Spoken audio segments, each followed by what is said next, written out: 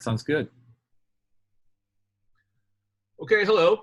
Welcome to the latest episode of Getting There, eSchoolnews discussions with school chief technology officers on how their schools are responding to the COVID-19 pandemic crisis. My name is Kevin Hogan, and with me this afternoon is Mark Finstrom. Hi, Mark.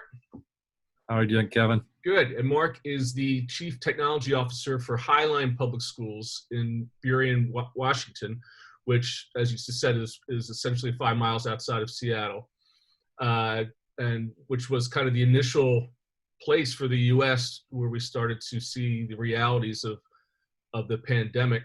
Mark, how you doing? I'm doing well, Kevin. I'm hanging in there, I should say. Yeah, as we all are.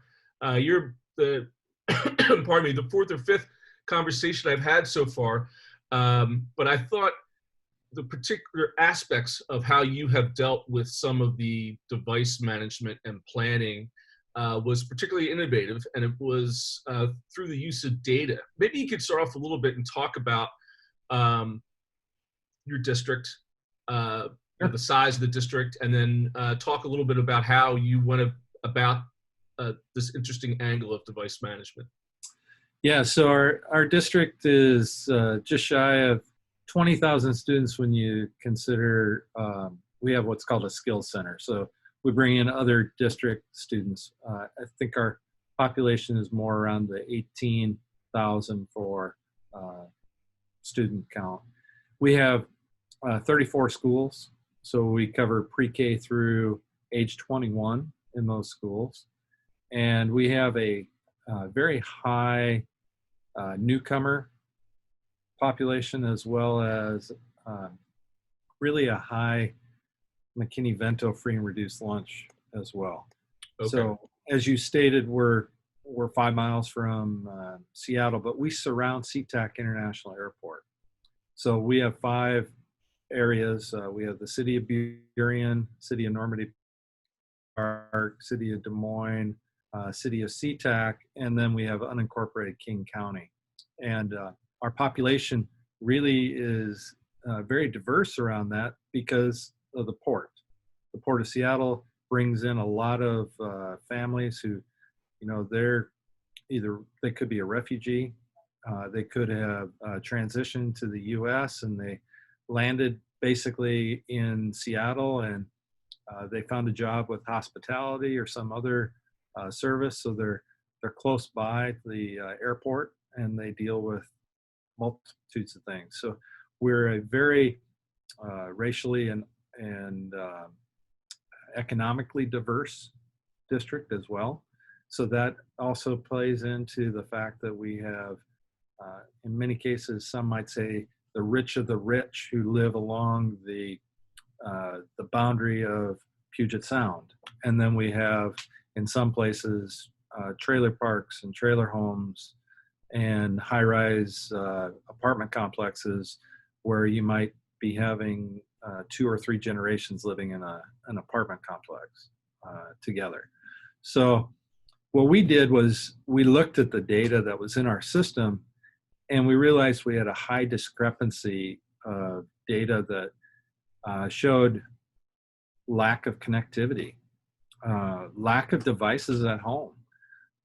We distributed over 13,000 computers in an under 2-week window of time to our students. And that was immediately after we started to know that we were going to shut down. So we shut down, I think the date for us was March 13th. That was when our schools closed the doors. And within 2 weeks after that, we had distributed out the 13,000 devices. And that meant we actually engaged many different people. So I needed to know where all these families were and, how do you contact them and what do you do? So I used a product from GuideK12. It's now part of Forecast 5, and it's a geovisual mapping program. And we have all of our student demographic data inside there, and we can see it by school, by grade level, by many different things. And I knew that a large population that I needed to meet were the McKinney-Vento students. These are the homeless students.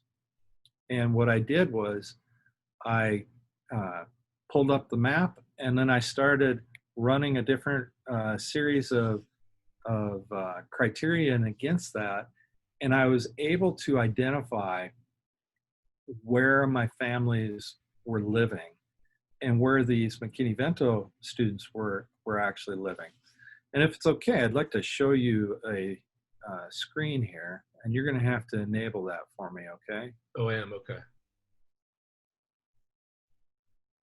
Down the bottom of your screen, it should say share screen and allow others. If you, Yeah. might be. All right. So I'm gonna go ahead and I'm gonna pull up a screen here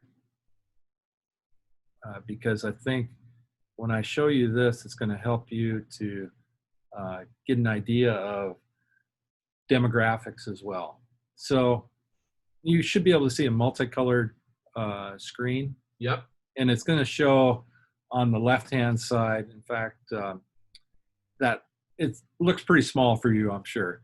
But on the left-hand side, it actually talks about the number of devices that we delivered out to the families. Wow. I'm going to scroll out just a little bit because this is where it really starts to give you an impact of the definition of what it means to deliver to a student population. So, you know, I'm sending that out. Those dots that you see that are out there, you know, in some cases, 20, 30, 40 miles away from the school district are where we have students. These students are a combination of things. Some of these are, again, the homeless students, McKinney-Vento. Some of these might be transfers in because of a unique program that we offer.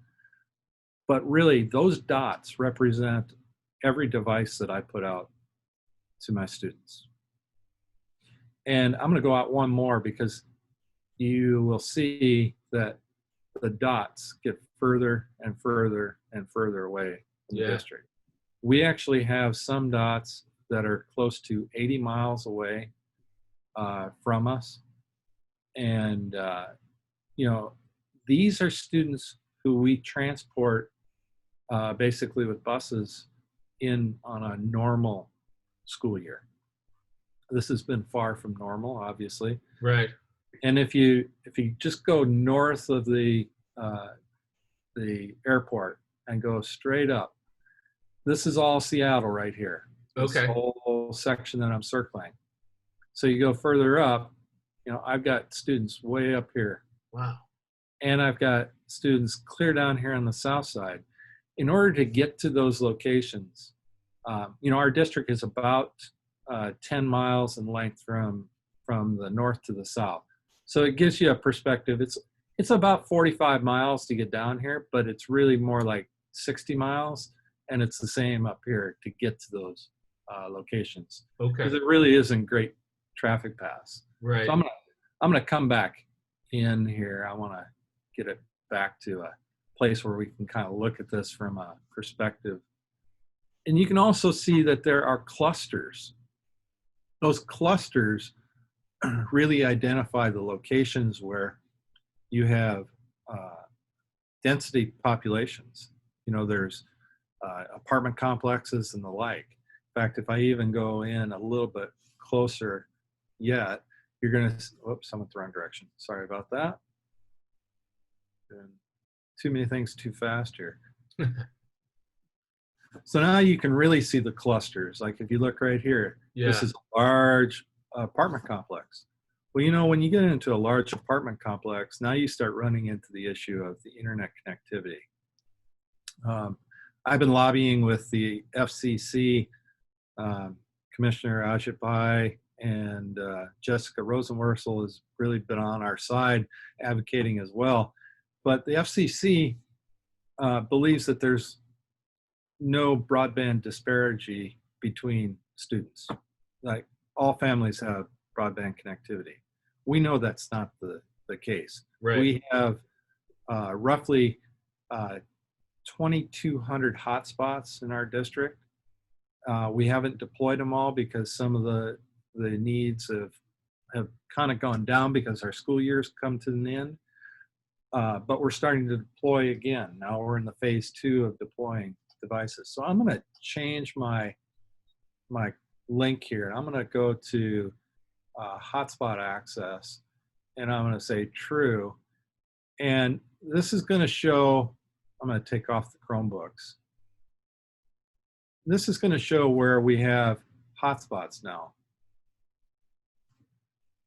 And you're going to see some of that same area start to come in again.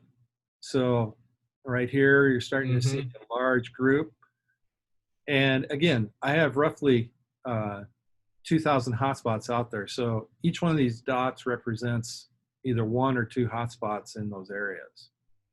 So I was talking about Jessica Rosenworcel, who is supporting us. And she said, you know, it should be common sense for the FCC to fund internet connectivity. I mean, think of it like this. I say internet as a utility. That's how I've been talking to everybody. If you rent an apartment, you get your gas, you get your water, you get your garbage. Sometimes you get cable TV. You get all those things as part of your monthly service fee. Right. Well, why not add internet connectivity to that same thing? Because at that point, you're basically providing internet as a utility for all people who have it. Most people who have a house are not going to go without internet. They may use their cell phones. You know, a lot of people use their cell phones as their hotspot. Sure. But in our particular case, we needed to make sure that our students were able to stay connected. And so as I focused on that with my teaching and learning department and with the superintendent, you're going to see here the dots. You know, they're just going to keep spreading out, and you're going to see them appear further and further out. And, you know, like I say, this represents a subset of them. We're only looking at currently the middle school schools. Okay. That's the colors that are inside there. So you're seeing the middle school hotspot usage. Now, was this why you first purchased this software? I mean, what were the original intents of using this data, and how did you come around to this particular bright idea? So the original purpose for getting this data, I'll clear it all and I'll close that. Original purchase was designed to do boundaries and to look at our students. Okay. So right now you're seeing every one of our students in the school district show up. Wow. So you can see there's a fair amount of students who do not live inside those colored areas that attends Highline Public Schools. Yeah. And some of those are by choice. Some of those, the parents might work in the school district. Again, McKinney-Vento might be in there. And then we have, it's still choice when you consider the skill center, but we have a number of students who come for that. But we have a need to be able to align schools with the population that exists inside their boundaries. So I'm going to go ahead and I'm going to turn off the dots because I want to just focus on these pictures a little bit. I'm actually going to change this to the elementary boundaries because that'll help a little bit more. So now I'll blow this up a little bit here so that you can see that a little closer. Each one of these colored areas represents a basically an elementary school boundary. And when I look at this, I'm looking at traffic patterns, I'm looking at feeder patterns, feeder pattern meaning going from elementary to middle to a high school. I'm looking at programs that might be associated with schools, whether that be dual language, high capacity, special needs, hard of hearing, deaf programs. And what we try to do is keep our schools within a certain population for maximum capacity, but also for operational capacity. So you don't want to have a elementary school that could hold 600 students with only 300 students in that school. Right. Right. So we knew that we were building a brand new middle school. And these, you're looking at the elementaries. And so there are 18 elementary dots or geographic forms there. But they were going to go into only 4, or they did go into only 4 middle schools. They're now going into 5 middle schools. This beige area was actually split between blue, pink, and that greenish, grayish area. Okay. And now that we've added that new school, I had to change boundaries. So we had a group called the Capital Facilities Advisory Committee, which is made up of community residents. And for they're still meeting, but for this particular meeting, we met for 2 years to talk about boundaries, to select data, to get information. And we used this to basically draw those maps, because I can go in here and I can actually redraw a map saying, well, I want the boundary to be here instead.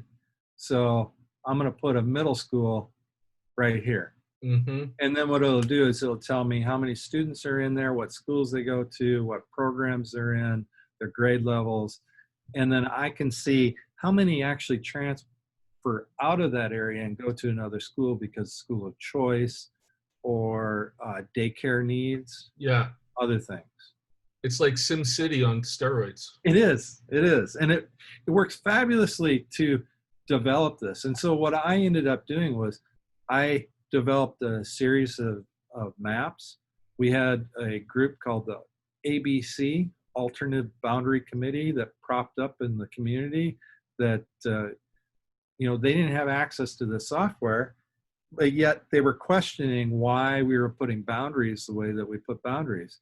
And when we showed them in the meeting, well, this is what happens when you put a boundary here, they say, oh, well, Google Maps doesn't give us all that data, so we don't know what families live there. Yeah. And we use a lot of demographic data, so we're looking at birth rates, death rates, housing sales. We're looking at the transition of the property, because I tie in information that's related to various things. I have filters that are inside there that give me data related to King County material. So Okay. King County puts in information, I'm able to see that. Okay. Now, what sort of tactics are you using this for planning for the fall and for next year? Yeah, so we're still in that stage right now with the Office of Superintendent of Public Instruction, our Department of Ed in Washington, to define what school is for the next school year. We are presented with 3 options right now, and we're working through those 3 options. One is continued distance learning and have students at home and teachers at home. That presents some unique challenges because we have daycare needs and other things.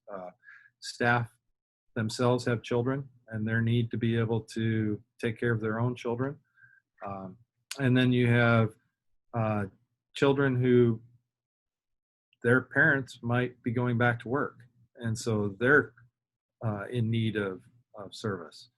And then we have a phased-in approach, meaning we're going to start to bring back certain segments of students. It's hard to say who that could be. That could be students who are falling behind academically, and we're going to service them. It could be our ELL populations. It could be a couple other things. And then the last one is really bringing them in by grade levels. Okay. So that might be, starting with our K3s where we have class size reduction, 17 students per class. We can fit them into a classroom without them being less than 6 feet apart. Yeah.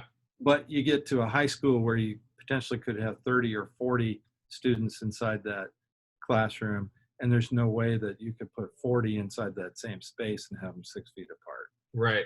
So then we have to think about whether or not there might be rotational, like an A-B schedule or something for them. And I'm using this mapping program to help us identify the student populations that are inside those areas. Okay. I can get it spreadsheet format, but mapping also gives me other details. It starts to show me the dual languages and how everything interrelates. And when you're looking at well, I'm very visual. I don't know if you are, Kevin, but I'm very visual. Yeah. And when I see something on a screen that is spreadsheet, Pie chart. yeah, it's hard to Yeah. kind of picture that. But I drop that data into here, and what it does is it gives me that full picture of the data, and it tells me about those kids. So let me go back and here, I'll just show you real quick here. I'll turn on the dots. So that little dot, that little section that I did there. Yeah. Now you can kind of see the students inside that area. I'll move this down so that you can see that. And you'll see all the little dots start to show up. Yeah. And each one of those dots represents one of our students. And in that particular section, it looks like there's about 250 some dots inside there. Yep. Doesn't look like much right now, but it is. Yeah, right. You know, But if it was in a spreadsheet, it would make your mind explode, right? Yeah. So as I look at it, I'm able to see the impact of the airport. I'm able to see the impact of the sound, the traffic levels that happen around the district. Again, these areas like this one right here that I'm circling, where it is an apartment complex. Yeah. And I watch the cities, and I get information from the cities on planned building. So if I come down here to the south end of the airport, there is a huge development that has started down here on the south end, and it's starting to actually fill out now. And it's this portion down in here. Right. Right. And this portion before was about, I would say, maybe 1/5 the population that's in there right now. And it is 6 4-story apartment condos, basically. And they're really just selling them out like crazy right now. And what's happening is that whole population is turning. There used to be 100 students there, and they lived in trailer homes. Okay. They got displaced. Once they got displaced, then they got, the process was, well, we're going to rebuild. So then they started rebuilding and putting things in. So I will get notices from a school saying, hey, we heard that they're talking about closing down the Trees mobile home. Can you tell us how many students are inside that? And I can find that location, move in there, and I can then change that so I can look at that. So I have the ability to change this to be by satellite, which then gives me the actual graphics of the area. So now visually, thinking about it, I now am able to drill in and say, yeah, I drove by that place. I know exactly where it is. And then I can go in even closer on some of these locations, and I can say, okay, I know that there is, like, this is one of my elementary schools right here, this section that I'm highlighting over. And so I got a lot of students who just walk in there. Here happens to be a trailer home park right here. Mm-hmm. And when I go in there and I highlight that, I can find out how many students have been displaced. So the map may not be current as of every moment when I go in and look at it, Yeah. but I do know the boundaries, and I know enough to be able to pull in there and find out that information. Well, that was a question I had. I mean, how often is the data refreshed? Oh, it's refreshed quite often. It's, they're using, like in this particular item, if you go down in the lower right corner, you're going to see they're using 2020 maps from Google. You Okay. might not be able to see that, but they give a number that associates with that map, and then that map tells me the vintage, and we can go from there. But geographically, I mean, that section that's right over here looks like a bunch of white buildings about the same size of Highline School District. That is what's called the South Center area. That's mall and businesses. Yeah. And, we got students who surround that. You can see them, but it's not actually in our school district. It is part of the Tukwila School District, very small school district. Okay. Now, are there any aspects of this GPS related in terms of the devices? Are you managing the devices on this as well? Yep. Well, to some degree. So GPS tells me everywhere a device is. Now we're only looking at the students. So I use another product with this called GoGuardian. GoGuardian gives me actual GPS locations of a device when it is on the internet. So when Okay. it's connected, it'll send back a GPS point of reference. It'll also give me the IP address of that device if they're off district. So it does tell me a little bit more information because I can use that to decipher whether or not they're running on Comcast, they're running on T-Mobile, Verizon, whether or not they've got CenturyLink, because I know the strings and the information. My plans here are to work with the cellular providers and actually put in all the cell towers that are around the area so that I can actually then start to triangulate where students have the best signal from each provider. Because I currently have hotspots from 2 providers, and I will have to switch sometimes because the family can't get signal. And this would then give me the opportunity to go between 4 different providers and get that signal.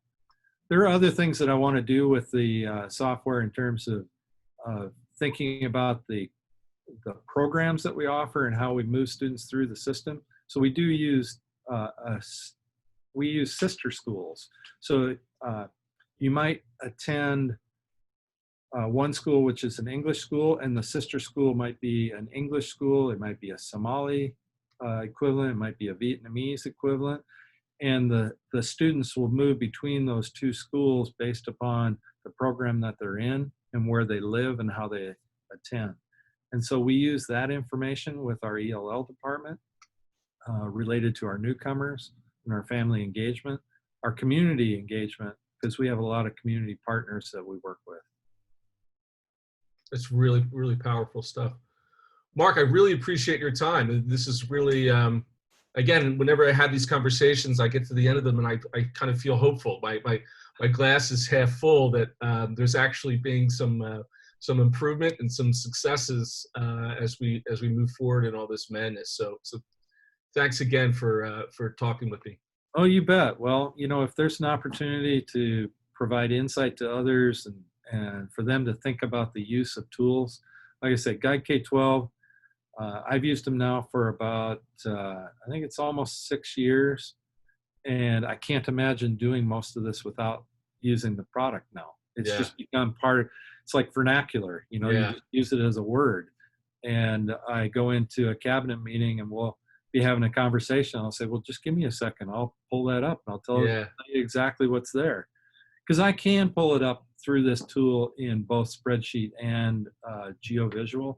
Okay. So I get both views of it. So it's an excellent tool. Great. But yeah, thank you very much. Look forward to hearing from you and others. And there are any questions, let me know. Keep sharing the best practices. Great. Well, thanks Try it. again. And thanks everybody for watching. You bet. Thanks.